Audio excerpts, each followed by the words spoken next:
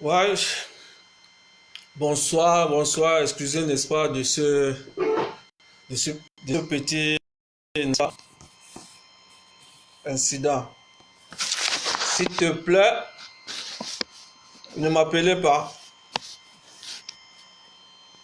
Ne m'appelez pas pendant le direct parce que vous allez gâter mon direct. Ne m'appelez pas surtout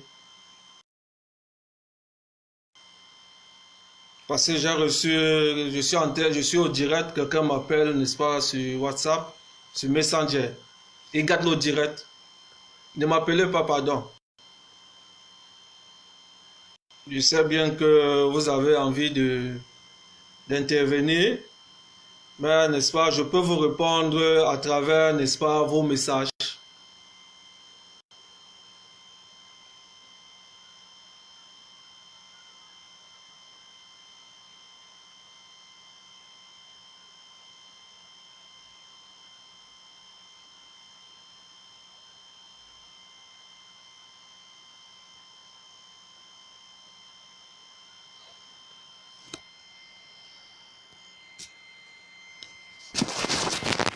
Je sais bien que vous avez envie d'intervenir, mais n'est-ce pas, je peux vous répondre à travers, n'est-ce pas, vos messages.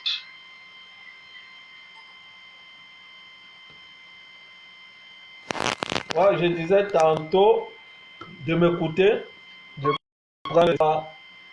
Appelez-moi après 40 minutes, après 50 minutes.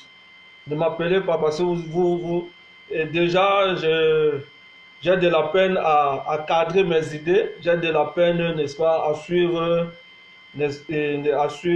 comment on appelle ça, la lignée de mes pensées. Laissez-moi m'exprimer pour 40 minutes. Faire un direct, c'est pas facile. Voilà. Avoir, n'est-ce pas, des idées bien alignées, il faut être vraiment prêt, il faut être concentré. Et écoutez-moi comme les autres. Je vous en prie. Je disais tantôt, le direct d'aujourd'hui est basé, n'est-ce pas, sur l'agriculture. Et pourquoi l'agriculture? Parce qu'à à ma précédente vidéo, à mon précédent direct, j'avais parlé, n'est-ce pas, de remède des grandes-mères. Et qui dit remède des grandes-mères parle des plantes, parle des herbes, parle de la nature. Et quand on parle des plantes, on fait allusion à l'agriculture. Et qui dit agriculture, surtout au Cameroun, actuellement, dit emploi. Qui dit emploi, dit occupation des jeunes.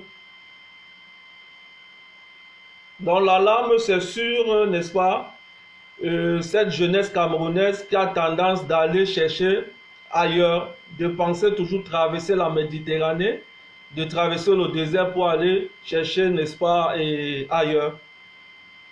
Alors qu'au Cameroun, il y a plusieurs facteurs, notamment le secteur de l'agriculture, qui est un secteur riche. Je pense après le pétrole au Cameroun. Et on parle de l'agriculture, qui, n'est-ce pas, emploie en pourcentage, je pense, 70% de la jeunesse africaine camerounaise, qui est déjà bien pour l'emploi à la jeunesse, pour la diminution du chômage. Au Cameroun, on peut aussi, n'est-ce pas, trouver son bonheur. Le bonheur ne se trouve pas toujours ailleurs. On peut le trouver, n'est-ce pas, au Cameroun. Voilà pourquoi j'ai fait allusion, j'ai pensé à l'agriculture. Et au précédent direct, n'est-ce pas, je parlais de remède de grand-mère. Quand on parle de remède de grand-mère, c'était par rapport à la situation actuelle du Covid-19 qui touche, n'est-ce pas, toute la planète, qui est déjà une pandémie, c'est pas la première. Je parlais tantôt qu'il y a eu la peste qui était en 1720. Après la peste, il y avait le choléra en 1820. Après le choléra, on avait la grippe en 1920. Après la grippe, nous aujourd'hui, nous avons le Covid-19, qui est aussi une pandémie. Donc, chaque 100 ans, n'est-ce pas, on a des pandémies et jamais un vaccin. Voilà pourquoi mon idée est partie vers le remède de grande main. Remède de grande main, pourquoi? J'ai vu, n'est-ce pas, ce docteur congolais, et Grégoire, je pense qu'il s'appelle Grégoire, que déjà, à mon avis, il mériterait, n'est-ce pas, le prix Nobel de la santé. Il s'est basé sur quoi? Sur la plante. Une plante. De la plante, je me rappelle lors de la pandémie du palu, de la malaria, ce jeune docteur vraiment s'est mis à l'œuvre de son pays, le Congo, n'est-ce pas, en se en allant vers, n'est-ce pas, la culture, en allant vers la tradition africaine. Il s'est basé sur nos fameux guérisseurs. Je pense que nous sommes tous africains et chaque pays et en Afrique a des guérisseurs. C'est une réalité en Afrique. Ouais, c'est une réalité. On a des guérisseurs. C'est comme par exemple au Cameroun, chaque pays en Afrique, n'est-ce pas, a ce qu'on appelle ses traditions. Au Cameroun, je pense plus au côté de l'Ouest, où ils ont une tradition que je respecte beaucoup et que j'admire. J'aimerais que ces jeunes tiennent cet héritage comme l'œuf et qu'ils continuent, n'est-ce pas, à transmettre ça aux générations futures. Parce qu'on a, comment on appelle ça, à l'ouest du Cameroun, et on prie encore sur des crânes. Il y a cette tradition qui suit la lettre. Et le docteur Guillaume, je pense Grégoire, ce docteur aujourd'hui qui est convoité presque dans tout le monde, enfin, s'est basé sur la tradition africaine.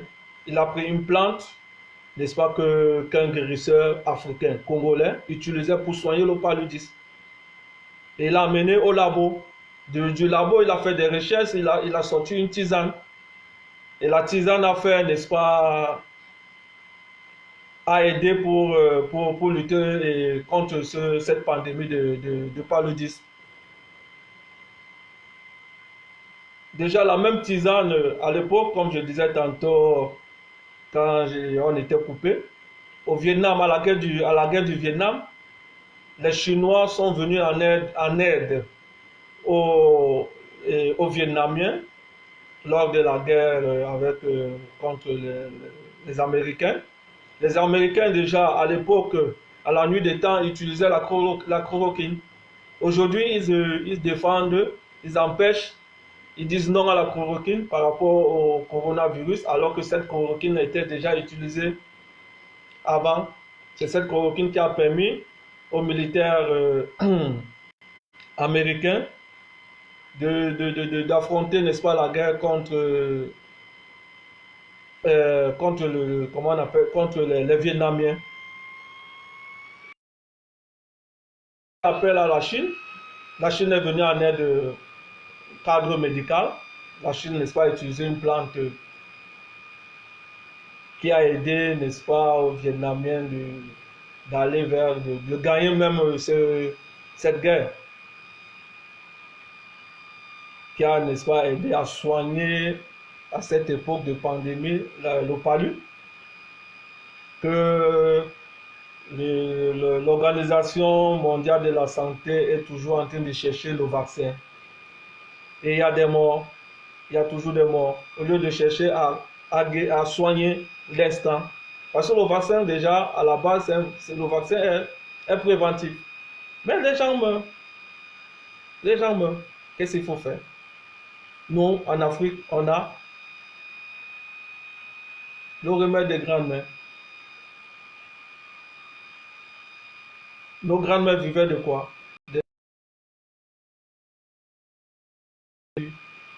se sont servis des plantes. Et qui dit plante dit agriculture. Et aujourd'hui, la jeunesse africaine qui a tendance d'aller chercher ailleurs, qui a tendance toujours... Aujourd'hui, dans les réseaux sociaux, c'est de la politique, c'est des directs, n'est-ce pas, à caractère tribal, et toujours, surtout au niveau du Cameroun. Mais il y a un grand frère que je respecte, Sifa, qui, n'est-ce pas, qui œuvre beaucoup pour la jeunesse africaine. Je fais notamment allusion, n'est-ce pas, au cas récent du petit Infali. Steve, moi, je peux te dire, va de l'avant. Tu es un garçon que j'admire. Tu fais beaucoup, n'est-ce pas, pour la jeunesse africaine. De même, je cherche, n'est-ce pas, à tirer, n'est-ce pas, la lame à la même jeunesse. Moi, je les amène vers, on dit souvent, c'est mieux d'apprendre à pêcher que de donner du poisson. Je fais appel, n'est-ce pas, je fais appel à la jeunesse camerounaise que la réponse est sur place en Afrique. La réponse est sur place au Cameroun. L'agriculture est un grand facteur. C'est un domaine riche qu'il ne faut pas abandonner. Ne vous fiez pas aux réseaux sociaux parce que c'est de temps en temps les litiges, c'est de temps en temps des directs à caractère tribal, c'est de temps en temps de la politique. Aujourd'hui, tout le monde parle politique. Même celui qui ne sait même pas, n'est-ce pas, prononcer et ne sait même pas faire une phrase, parle politique. Alors que je vois que la jeunesse africaine, la jeunesse camerounaise est en train d'aller dans le mauvais sens. On peut sensibiliser la même jeunesse avec nos directs et notamment parlant, n'est-ce pas, des ressources naturelles au Cameroun. Et moi, aujourd'hui, je parle de l'agriculture. J'aimerais, n'est-ce pas, et ici, je fais appel au gouvernement africain de mettre comment on appelle ça, de venir en aide, n'est-ce pas, à la jeunesse camerounaise. Le Cameroun, n'est-ce pas, a de vastes forêts, que de vendre, n'est-ce pas, ces forêts, et je sais pas, aux Chinois. On peut venir en aide à ceux qui veulent, n'est-ce pas, faire de l'agriculture. Quand on parle d'agriculture, on parle de l'emploi. Et quand on parle de l'emploi, on parle euh, de l'occupation.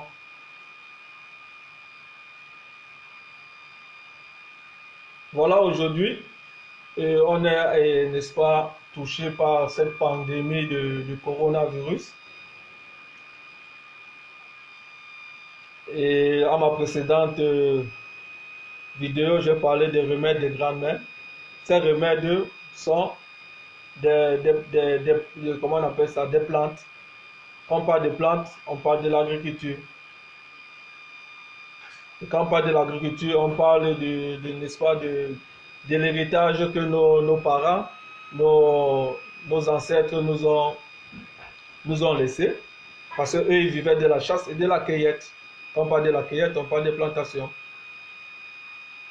Et à leur époque, il n'y avait ni pharmacie, ni hôpitaux, il n'y avait ni comprimés, mais les femmes accouchaient, il y avait naissance, et les gens grandissaient dans de bonnes conditions. Ils arrivaient à plus de 70 ans, 80 ans, 100 ans. Et notamment, je fais allusion à ma grand-mère, j'ai, n'est-ce pas, cette chance de grandir auprès d'elle. J'ai appris, j'ai hérité. Parce que elle, le matin, qu'elle s'est fait, elle se lève, elle prend sa roue, elle fait des kilomètres, elle va au champ, elle rentre à 18 h, elle rentre, n'est-ce pas, avec des plantes, avec des herbes. De temps en temps, elle a un problème de ventre. Il n'y a pas de pharmacie. Elle fait sa tisane, elle boit. Elle a un problème, je ne sais pas, de maux de tête. Elle passe derrière la cuisine, elle prend des herbes, elle fait sa tisane, elle boit. Il n'y avait pas de vaccin. L'Organisation mondiale de la santé, elle ne connaissait pas. Mais aujourd'hui, l'Organisation mondiale de la santé dit non à l'antidote que notre docteur, notre frère africain, congolais, a trouvé au niveau je pense, Madagascar. C'est comme ils ont dit non à la même plante, à la même tisane qu'utilisaient les Vietnamiens. Ils sont toujours en train de dire non à la plante. Ils veulent toujours que le système passe par leur lobby. Quand je parle de lobby, je parle de lobby pharmaceutique. Nos ancêtres vivaient comment à l'époque? Il n'y avait pas d'OMS, il n'y avait pas de médecins, il n'y avait pas de docteurs, il n'y avait pas de pharmacie, ni des hôpitaux. Mais ils vivaient. Ils vivaient comment?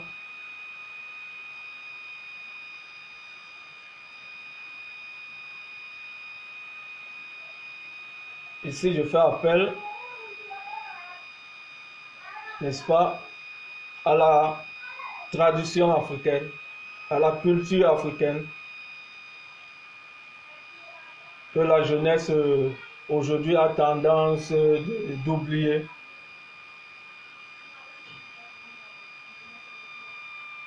Du côté de l'ouest du Cameroun, à présent, une culture, moi je suis moi, mais je respecte trop la culture de l'ouest. Je respecte les traditions. C'est des gens qui prient sur leur crâne. Moi j'ai cette philosophie, moi, que la seule personne qui a coulé le sang pour me donner la vie, c'est ma mère. Et du côté de l'Ouest, je pense qu'il y a ceux qui prient toujours sur les crânes de leurs ancêtres. Ils ne savent pas pourquoi. Ils prient sans savoir. Ces crânes-là, c'est Dieu. Ces crânes-là sont des bénédictions.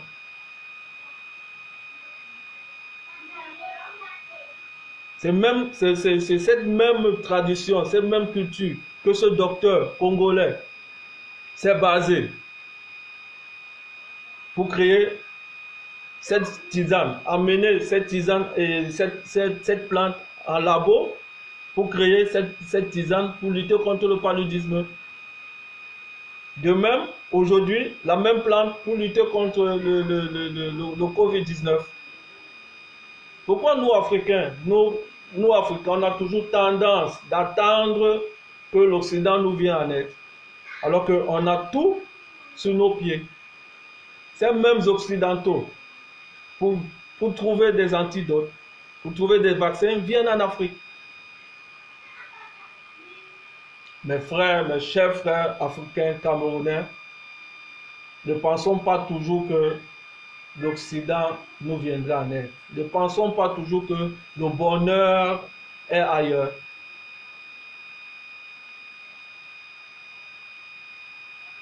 Le domaine agricole, il ne coûte rien. Il ne coûte rien. On peut commencer par 1 franc et on devient quelqu'un. Le domaine agricole ne coûte rien. Une plante te fait 20 hectares d'agriculture.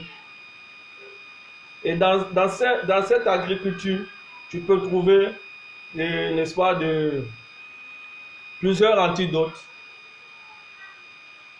Posez-vous la question pourquoi en Afrique le Covid-19 touche moins.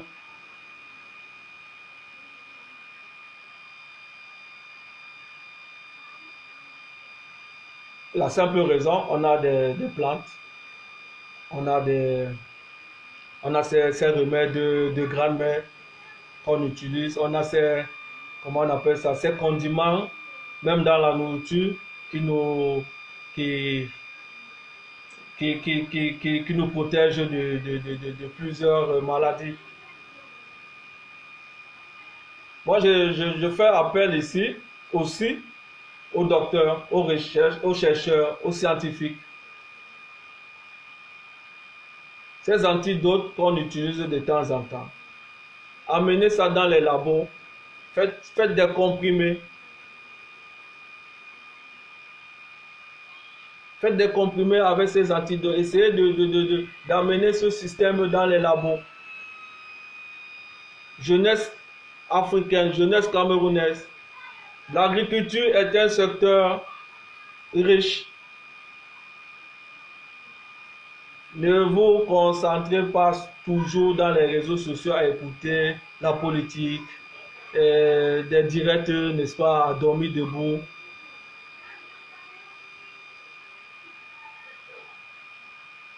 Avec 1 franc, avec 50 francs, on devient riche dans le domaine, dans le secteur agricole.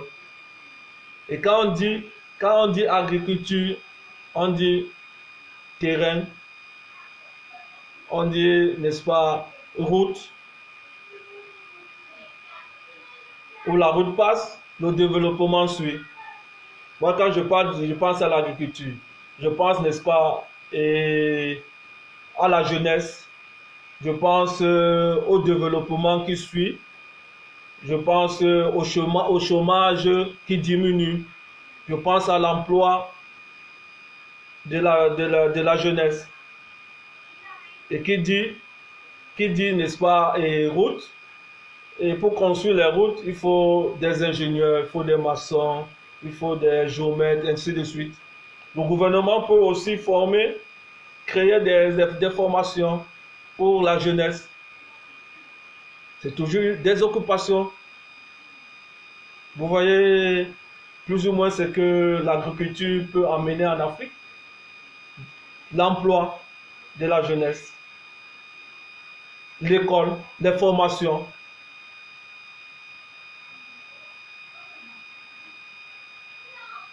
Ne pensons pas toujours à traverser le désert. Ne pensons pas toujours à aller chercher le bonheur ailleurs.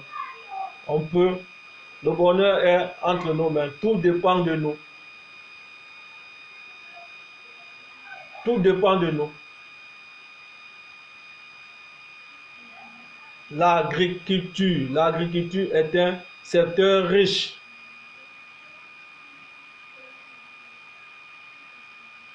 Tu peux demander, n'est-ce pas, à l'État, un terrain vaste, tu as un projet, tu dis voilà, monsieur le maire, monsieur tel, monsieur X, monsieur le gouvernement, moi j'ai un projet agricole, je veux faire des plantations de manioc, je veux faire des plantations de sais pas, d'igname, de macabo, de tubercules, de plusieurs choses. On commence comme ça.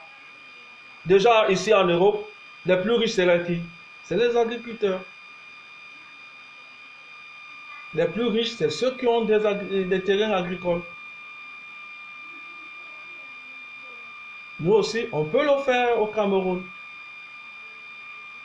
Ne pensons pas toujours à la politique. Laissons la politique aux politiciens. Aujourd'hui, toute la jeunesse camerounaise est plongée dans la politique.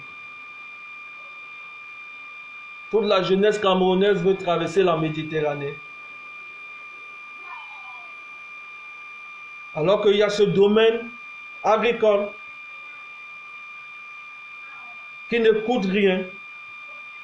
C'est chacun qui... toute la jeunesse camerounaise est dans les réseaux sociaux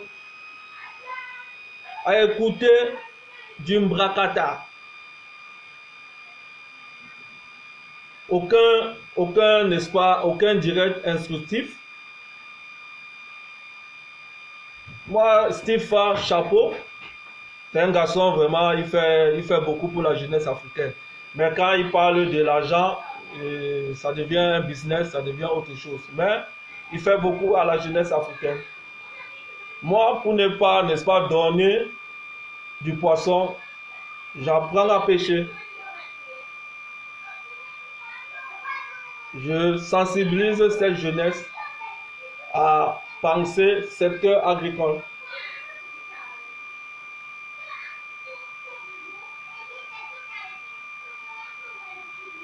En Afrique, dans des villages, peut-être dans mon village, les gens vivent de l'agriculture. Il n'y a pas de banques, il n'y a pas des emplois, il n'y a pas des entreprises. Les gens vivent de l'agriculture. Ils arrivent à 100 ans. Ils vivent. Il n'y a pas de médecin, il n'y a pas de vaccin.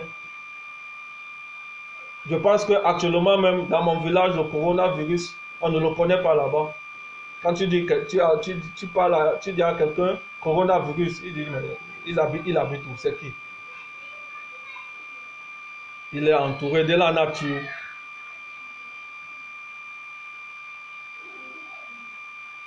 Le matin, il se lève, il va au champ, il rentre le soir. Pensons à ça, nos jeunes Africains. L'agriculture est un facteur très important parce qu'il dit agriculture, dit emploi. Et ici, je fais aussi appel, n'est-ce pas, au gouvernement, parce qu'il faut aussi des instructions, il faut comment on appelle ça? Il faut un support, il faut l'appui du gouvernement, parce qu'il faut du matériel, il faut des routes, il faut construire des routes. Pour construire des routes, il faut toute une équipe, il faut des ingénieurs. Pour être ingénieur, il faut une école, il faut une formation. Il dit qu'il dit formation, dit emploi, dit occupation. Les jeunes au moins seront cadrés, les jeunes auront de l'emploi. Ils sont peu en Afrique qui pensent, n'est-ce pas, à l'agriculture.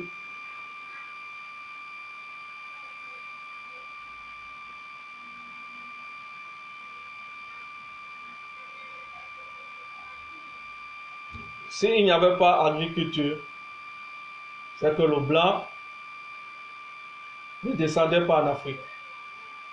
Il est venu, dans ses livres, il a dit, nous vivons de la chasse et de la cueillette. C'est avec cette chasse et cueillette qu'ils ont trouvé des présidents. Du côté camerounais, ils ont trouvé Ahidjo et puis son excellence Paul Biya. Ses parents vivaient de la chasse et de la cueillette. Et avec ces plantes,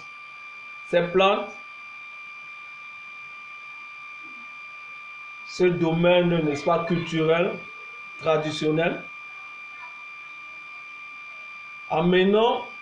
essayons de moderniser.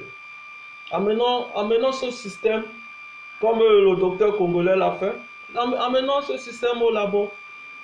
Essayons de savoir, et je sais pas, essayons de faire des recherches approfondies.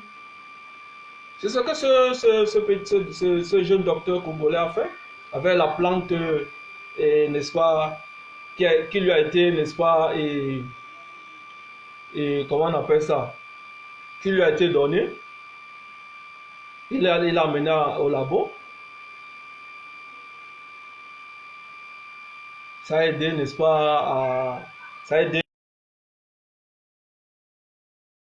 Parce que jusqu'à présent, on n'a pas encore trouvé ce vaccin du palu. Le palu, jusqu'à présent, en Afrique, les statistiques disent 500 000 enfants meurent par an. 500 000 enfants meurent par an en Afrique. Aujourd'hui, le gouvernement, par exemple, italien dit il faut qu'on vive avec ce virus du Covid. Pas de vaccin. Alors que nous, en Afrique, on a On a le facteur naturel, le facteur plante. Pensons à ça. Que l'Organisation mondiale est en train de dire non. Ils ont toujours dit non aux antidotes trouvés en Afrique. Ils ont toujours dit non parce qu'ils ont leur lobby pharmaceutique. Il faut que ça passe par le vaccin, il faut que ça passe par leurs comprimés. Mais ceux qui meurent là, il faut que comment on appelle ça, l'OMS pas demander à ceux qui sont morts pourquoi vous n'avez pas utilisé l'antidote. Parce que cet antidote qui a été trouvé par ce docteur est en train de soigner, sauver des vies. C'est un business, il ne faut pas que je touche. Mais moi, je suis en train de tirer la lame, n'est-ce pas, du côté africain. On a cette richesse, cette chance que nos ancêtres nous ont donné, nous ont laissé. Moi, je disais tantôt, moi j'ai grandi, n'est-ce pas, avec ma grand-mère, j'ai eu cette chance. Je disais tantôt qu'elle a mal au ventre, elle passe derrière la cuisine, elle tire 2-3 herbes, elle marche, elle fait sa tisane, elle boit et puis c'est tranquille. Maux de tête, petit palu, petit bobo, zéro comprimé, zéro vaccin, zéro pharmacie. Amenons ce système dans les labos. Vous trouverez qu'on n'aura pas besoin, on ne va pas attendre le vaccin. Parce qu'il ne viendra jamais, il n'existe pas. Et le genre de pandémie là tue. Jusqu'à présent, en Afrique, on a 500 000 enfants tués par le paludisme.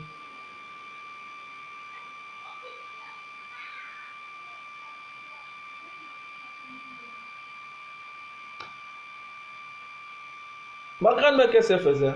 Je me rappelle une fois, elle me dit, voilà, elle a envie de manger des légumes. Moi, ma grand-mère, j'ai vécu avec elle. J'ai eu cette chance, je répète. Je faisais tout pour elle.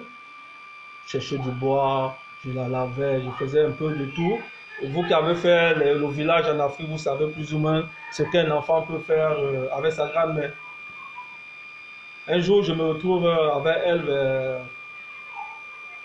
Il était déjà 18 heures, il n'y avait pas à manger. Elle dit, elle a envie de manger les légumes. Je dis, mais grand-mère, tu as envie de manger les légumes là maintenant. Je veux faire comment? Il se fait tard, il ne peut pas aller en brousse. Attendons demain. Elle prend l'assiette, vite. Elle dépose au-dessus de la toiture. Et puis elle dit vraiment, elle a envie de manger. Après 1 heure de temps, 45 minutes, je vois un voisin qui arrive avec un sac ici à l'épaule. Il arrive, il dit, grand-mère, et voilà ce que maman a gardé pour toi. J'ouvre, je vois la nourriture, des assiettes de nourriture. Qu'est-ce qu'il y a dedans? Il y a des légumes et du taro. C'est ce qu'on appelle la spiritualité africaine. Que nous, jeunes, on a tendance de laisser, d'abandonner. Et on vient ici en Europe, la même tradition nous suit.